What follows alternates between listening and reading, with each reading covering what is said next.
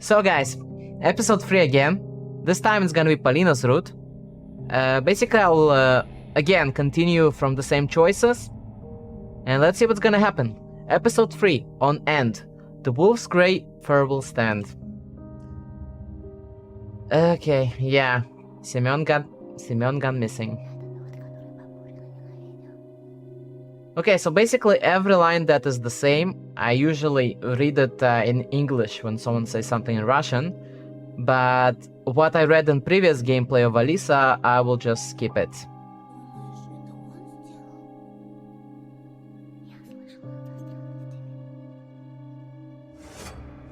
I hurriedly rubbed my glasses. The glasses. Semyon was clutching them in his fist while I was getting beaten up.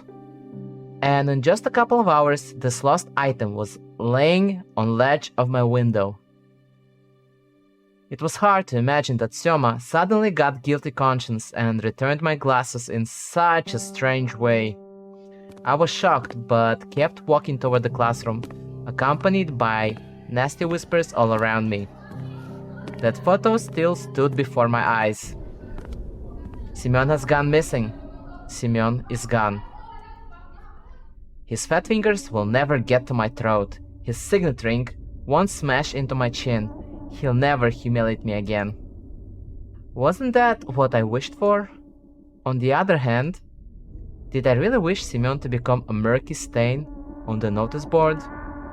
He was still someone's son or a grandson, and he went through the same struggles as me. Yeah, true that. I agree with that completely. Did I really wish for my unseen companion to dispatch him in such a brutal fashion? Well, we still kinda don't know what happened to Sema, so... I didn't know the answer. Or I was just scared of it. Nonetheless, school still had something nice about it. Okay, Polina. So last time, Romka and his friends basically beat up Anton really bad, and Polina was there and saw that. So probably she will react differently now. Polina, the girl with the violin, was like a mountain spring, like well water that you gulp down, pressing your lips against the sink outering of a bucket, and can't ever get enough. Remembering our walk yesterday cooled off my head. Polina's hatred towards dogs, while understandable, was still alarming. Could a charming girl like her really be nesting something so repulsive inside her heart? At least he actually noticed that and remembers it. I immediately remembered my dad's shady past that recently resurfaced. A person I idolized was the reason for us moving to this bleak countryside. At least he was, according to mom's screams that were coming from the other side of the wall. Still, Polina tried to defend me from a delinquent gang, even if she failed at it. She was pleading for Romka to leave me alone and gather my belongings that were strewn around the forest while fighting tears. And when those bastards tried to drag her away, she resisted with all the might she had in her fragile body. In the end, she was the one to find my house, lost among the taiga, and told my dad that I lied there alone in the dark, abandoned in the middle of the forest after the beating. Maybe I'm being too harsh on her. What if I make her one of the characters in the story I'll draw? The protagonist will save her from terrifying monsters. Yeah, I think it's the same. As soon as I thought of monsters, a bunch of my classmates slid down the rails, smirking like the xenomorphs from the Alien. I immediately felt larva of fear wreathed in my stomach. I didn't want to cross paths with Romka and Biasha after what happened yesterday, especially since Semyon suddenly went missing. Polina seemed eager to talk to me, but her expression soured after noticing the aforementioned duo, and she walked past, leaving me a single sorry look. They probably told her she should stay away from Anton. I entered the classroom and went toward the last row. All of the chatter suddenly died down, so I walked there in complete silence. It felt like my classmates pushed and poked me with their stares, They carefully observed my every move. They looked at me with a mortifying mix of pity, ridicule, and derision, like a scientist looks at an ugly representative of a newfound species of worms. I stared at the desk with a huge pile of library textbooks on top, my fists clenched. It felt like I was the one who disappeared in that snowy forest and my desk was finally used for something worthwhile. Semyon's empty chair stood in front of me. The chair that once belonged to Vova was gathering dust somewhere in another classroom. Okay, yeah, so... Well, I kinda did react to all of that, so let's just sit down. After a moment of hesitation, I sat down at Baburin's desk, the place where I was supposed to be assigned by Lilia Pavlovna at first. The chat resumed, as if someone just unpaused the movie. Бабушка Бабурина такой кипиш устроила, когда он домой не явился. Сначала в школу прибежала, потом ментов вызвала. Да-да-да. Yes. Typical Katya. Okay, so basically she's whispering, saying that it's him, stuff like that. Katya snuck a cunning glance at me, then leaned in to her neighbor and whispered something. Girls from the second row also leaned in. She shared something with them too, whispers, nods. I kept catching her stare on myself. Her neighbors stared too. The whole class was watching me. It was like they felt the need to watch me because they were searching for traces of blood on my fingers. I wanted to defend myself and shout, "Guys, listen, I'm innocent." Okay, now that's gonna be different because in Alisa's gameplay, we kinda became friends with them, and now it seems like they totally hate him. And like we are the enemies. The delinquents turned around and stared at me in silence. Their looks were dripping with malice. But why? What did I do to them? Their friend went missing and they still focused on me. Suddenly I noticed Biasha drilling a hole in my nose with his eyes. It felt like he was about to point his fingers at me and shout at the top of his lungs. "Everyone, look! Baburin snatched his glasses yesterday, and now he has them back. Murderer!" Okay, yeah, this line actually makes a lot more sense here. But he remained silent as if there was nothing special at all about my glasses. I may be going mad, but I think Biasha knows something. He knows something, but he won't tell me what. Roma gave me a meaningful glance as if reminding me of his promise. My aching temple reminded me of it. I needed to stay away from Polina. And I assume it's not gonna go well. As if looking for protection, I clutched the ruler until my hand hurt. Не надо быть Коломбо, чтобы догадаться. Кто на Бабурина зуб имел? Basically almost everyone. Кто его вчера ударил? Поиздевался, а после... The metal ruler fell out of my weak fingers. It hit the floor with a jingle, and that made the other kids shudder. Katya bit her tongue and squirmed nervously. Chairs crept against the floor. My classmates moved away from me, closer to the exit, toward the teacher's desk. I was not the only one to catch wind of that change. Romka and Biasha looked around and winced in contempt. Too bad that they weren't afraid of me, like everybody else. Да прикуси ты!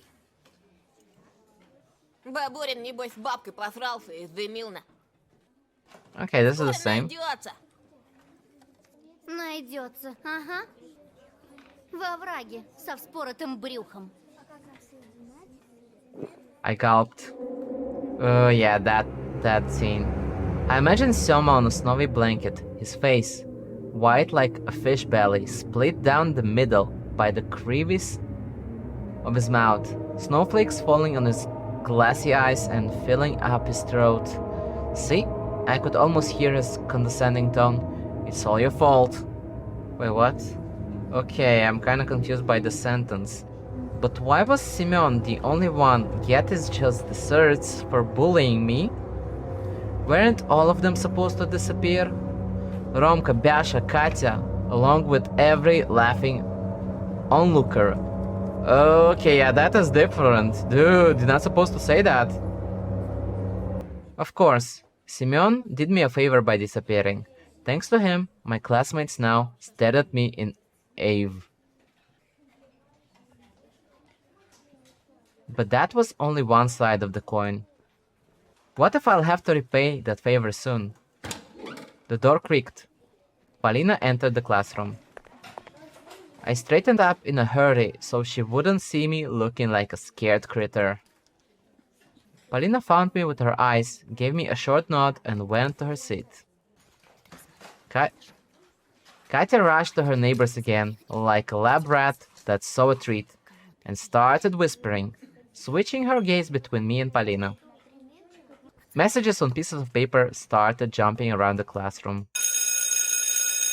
The ringer's trail announced the start of the class. Так, заканчиваем бардак. Дети, встаньте. Okay, Петров, тебя это тоже касается. time to see the police officer. Lilia Pavlovna went to her desk, followed by a policeman in a uniform. It was the man that visited us just recently, tall, and a stare so sharp you could get caught on it. Здрасте. Howdy, kids.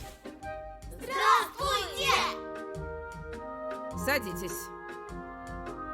Познакомьтесь, это старший лейтенант Константин Владимирович Тихонов. Он задаст вам несколько вопросов и проведет небольшую лекцию по безопасности. Лучше лекция от милиционера, чем уроки. Everyone's just happy that they don't have to study. The class livened up. Talking to a policeman was way better than studying. I, on the other hand, was ready to sit through hundreds of hours of Russian literature just to escape the lieutenant's oppressive stare. His brown eyes felt around the classroom looking for me. Hair stood on the back of my neck, and an icicle had lodged in my gut. А правда, что Бабурина маньяк убил? Екатерина, ну-ка цыц. Вопросы здесь взрослые задают. Просто нам всем страшно. Ah, man, she's so annoying. Может, убийца бродит где-то рядом? I still think that the man we saw in episode 2 here and there, that disappeared every time we interacted with him, is suspicious. Или сидит у нас за спиной? Well, she said maybe even sitting behind our back. Well, yeah, it's kinda the same, I guess. Her sly stare was directed at me. Tikhonov stepped in between the rows of desks and started walking at an excruciatingly slow pace. Brushing his fingers against the chairs he passed by. Some of the students almost broke their necks following his movements. That's how a crowd of commoners would gleefully anticipate a public execution in the Middle Ages. And he just walked, getting closer and closer to me. I gritted my teeth to stop myself from screaming. Oh yeah, this one. Calm down, breathe. You didn't kill or kidnap anyone. He already knew the answer to his question, but the policeman still asked in a stern voice. Петров Антон? Да. Встань, Петров. My muscles turned to stone. I got up, unglued myself from the chair. I felt like I could hear all my joints creak in the process. I only wished that Polina wouldn't turn around and see the grimace of horror on my face. If only I could be somewhere far away, in the forest, digging myself into a snow pile, rolling up into a ball there. The officer stared at me as if he was about to lock a pair of handcuffs on my wrists. I wonder how cold these bracelets are to the touch. I imagined myself getting jailed and put into a juvenile detention center, where tens of Semyons would constantly harass me. Я ничего не знаю. Я тут ни при чем. А тебя никто и не обвиняет. Yet. Пока что. Only then I noticed a file that said case number in his hand. It had a grey cover made from rough carton. It flopped onto the desk like a guillotine blade that slid down on someone's neck. With a measured motion, Tikhonov opened the file, still studying me with his gaze. I caught a glimpse of documents and photos. They showed prints on the snow. They looked like animal prints. Ты с Семеном Бабуриным общался? Я знал его всего 1 день. Все знают, Петров его ненавидел. Ah man, Katya. I turned red. You ugly bitch! I wanted to sink my teeth into Katya's face and chew out her cheek. Instead, I replied with the calmest voice I could muster. Мы повздорили вчера. Но он первый начал. Я его ударил. Сильно? Да нет, так. I waved my hand indecisively. Tikhonov looked at my fist as if he was surprised that I managed to hit the big kid from the photo. Surprisingly, Lilia Pavlovna came to my rescue. Бабурин проблемный подросток, с шилом кое-где. Сам ко всем лез. Well, finally, someone actually saying that. The officer replied with a meaningful nod and fished out a notebook out of the file. Yeah, yours. Это твое? I averted my gaze. It was a math notebook with my name on it.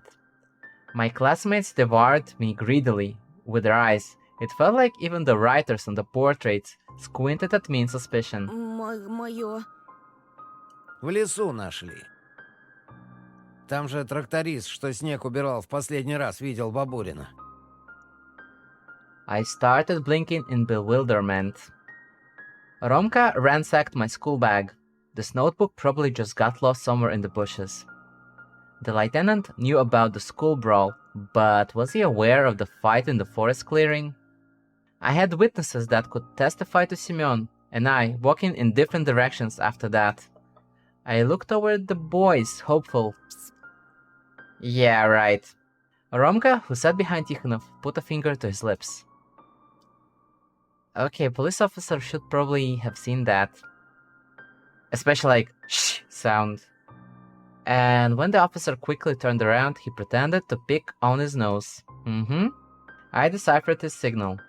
Boys like Romka would probably say something like, snitches get stitches in a situation like this. I frantically fixed my glasses. Wait, Semyon took them away yesterday, but now they are... Так что ты делал вчера в лесу, Антон? Я в школу через лес хожу. Могла выпасть легко. Easily, just like me, producing this half-truth. Будь осторожнее. Before I could realize whether it was a genuine piece of advice or a veiled threat, the teacher said, Класс. А сейчас лейтенант расскажет о правилах, которые вам необходимо соблюдать. Так маньяк все-таки есть. Пока мы ничего вам сказать не можем. Но есть преступник или нет, вы должны четко помнить о собственной безопасности. Вас бережет милиция. Вас опекают родители и учителя. Но в первую очередь защищать себя должны вы сами. Итак, кто там что хотел узнать? A stockade of arms rose from the desks. А у вас оружие с собой? А покажите пистолет. А покажите, пожалуйста. А охрану у школы выставят? У нас будет охрана. Точно! Everyone is like, show us your gun. Will there be a security near the school? The kids shouted over each other, swarming the policeman with questions. In an attempt to calm down that chorus, he moved toward the blackboard. The grey file was left lying in front of me. I stared at it, my breathing so ragged that I might have looked like someone who just ran a 100-meter sprint. Beads of sweat rolled down my back. Ясно. I looked around the classroom. My classmates were catching officers' every word. Only Romka was saying something to Basha. Так. Lilia Pavlovna was staring into the window, biting back yawns. Объявлять комендантский час причин пока нет. Okay, he's saying no reasons for Слишком мало curfew времени yet. прошло с момента исчезновения вашего одноклассника. Too little time has passed Мы все since уверены, his что он найдется disappearance. живым и здоровым. We're still sure we'll find him Но сразу alive. Okay, I will try to do the same thing. Read whatever is in the file. Let's see, maybe something will be different. Nobody paid me any mind, so I slowly opened the file. My fingers started sifting through the documents. Ksenia Talalaeva, 6 years old. Left her home sometime in December. Identifying features? Okay. My heart almost jumped out from the ribcage. A round-faced girl, no older than Olya, smiled at me from the photo. The first victim of a serial killer? The first child to disappear in the forest without a trace? I turned another page. Vladimir Matyukhin, 10 years old. Vova was the second. His mitten hanging from the branch, his name called out by desperate adults and repeated by the sneering echo. Lilia Pavlovna coughed, trying to calm down the rowdy students. I yanked my hand away, and the file closed. Теперь поговорим о диких животных. Как известно, в наших лицах водятся волки, медведи, лисы. Okay, I was like, let's talk about wild animals. We have, as you know, we have like bears, foxes, wolves in the forest. The officer turned his back to the class and started writing on the blackboard with a piece of chalk, producing nasty screeching sounds. Не, зна, ком, ци. В деревне почти все друг друга знают в лицо, так что чужаков обычно сразу замечают. Увидев незнакомца, The officer started squeaking with a piece of chalk again, and I, after making sure nobody was watching me, opened the file and took out the photos that were hidden at the bottom. They reminded me of snapshots from that strange TV report. Only instead of crosses on a white background, there were crooked rowan trees. The artery-like roots, stumps and charred pines cut down by lightning, and snow, lots of snow. Then, a black building that immediately gave me the chills, yet it wasn't a crypt. It was a garage. Okay, I think in this playthrough he still doesn't know about the garage. A box made from steel, standing amidst the thicket, judging by the trees all around it. Those black gates were almost sucking me in. My fingers trembled and the photo glided through the air back into the file. Thank God it landed upside down. That steel box was just too unsettling to look at. There was also a plastic bag at the bottom of the file, the type used to store evidence. I opened it, and inside it, yeah, the scene, was a severed finger. I blinked and the mirage dissolved. I couldn't see a cut of body part, there was only a signet ring inside. Stunned by the fleeting hallucination, I almost felt like I was transported back to the forest and heard Simeon's words. Ща, парашник, я тебе этой печаткой так заряжу. The ring was giving off a faint glow on top of my palm. I panicked and squeezed the evidence in my fist, as if trying to assure myself it was real. I clenched my teeth from surprise, pushed myself into the back of my chair, blinking in bewilderment. The officer silently gathered the documents and gave me a stern look. Больно ты любопытный, Петров. I tried my best to squeeze out an apology and return the ring, but I only managed to hold out a clenched fist with the ring inside. and started rumbling like that car engine when it was started cold. Как говорится, меньше знаешь, крепче спишь. In Russian we say, the less you know, the better you sleep. Вот. He went over the blackboard without looking back while I was still clenching the stolen piece of evidence, thinking about Semyon, a boy that was already most likely dead. И еще раз. Если вы заметите в поселке кого-то подозрительного, неважно, возле школы или на лесной тропинке, сразу сообщайте в милицию. Well, we kinda know about someone. Телефон-то знаете? Mm-hmm. Спасибо, ребята. Спасибо, Лилия Павловна. И это... Одноклассника вашего мы найдем. Hopefully. Yeah, right. A thought flashed through my mind. Dig through enough ditches and maybe you'll be able to piece him together. Like Legos. My thoughts turned evil for some reason, and I couldn't control them. I tried to switch to the lieutenant's speech about suspicious individuals. What if I saw the killer before? What if I was a hair's breadth away from them? Suspicious people, How suspicious was the fox girl that wandered in the darkness? A weirdo that always appears out of nowhere and then dissolves into thin air with her riddles and rhymes. Could she really harm the hulking Semyon? Should I tell the officer about her? I mean, I could, but probably I wouldn't. Right now. What if lives of other kids depend on this? Of the cute Ksenia, and Vova too. Wait, what if I get mocked for speaking out? What if they'll start whispering behind my back, or what's even worse, think that I'm insane? Romka gave me a stern look over the shoulder. I doubt someone like him would approve of cooperating with the police.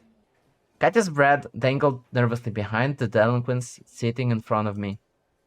My hand was glued to the desk. До свидания, лейтенант. Tikhonov was saying goodbye to Lilia Pavlovna. Yeah, once again, it's the other way around. It was Lilia Pavlovna who said goodbye to the lieutenant. He was about to leave. It'll be too late soon. Yeah, stay silent. No way. I've had enough of humiliation. I'll keep my head down like a bunny.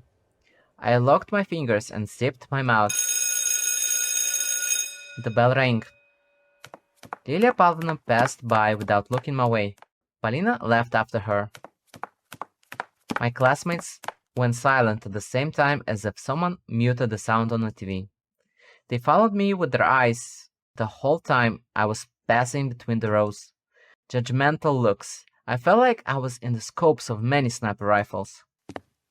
I squeezed through the barricade made of desks, looking for Polina. Yeah, but now probably going to meet Romka and Vyasha, right? Yeah, but I stumbled into my new bodies instead. Romka swaggered up to me. Решил сдать нас ментам? Okay, now that is different. Decided to rat us out to the cops? Но я ничего не сказал. I didn't say anything. Да то подумал-то. But sure as heck thought about it, eh? Romka towered over me, breathing out a faint smell of tobacco. Ты сильно ошибаешься, думая, что без Сёмы у тебя настанут веселые деньки. You're very wrong if you think that without Soma you'll have a better time here. Мы тебя сосвету живем, понял? We'll make this place hell for you. Got it? До скорого, очкарик. See you, Four Eyes. My head tilted forward from his lap. Вот ты лохна! What a loser, eh? I wasn't surprised to find a note stuck to my back during the break. It said, "Kick me." Ah, damn, this is so different. But yeah, it actually makes so much sense. My nightmare clearly wasn't about to end.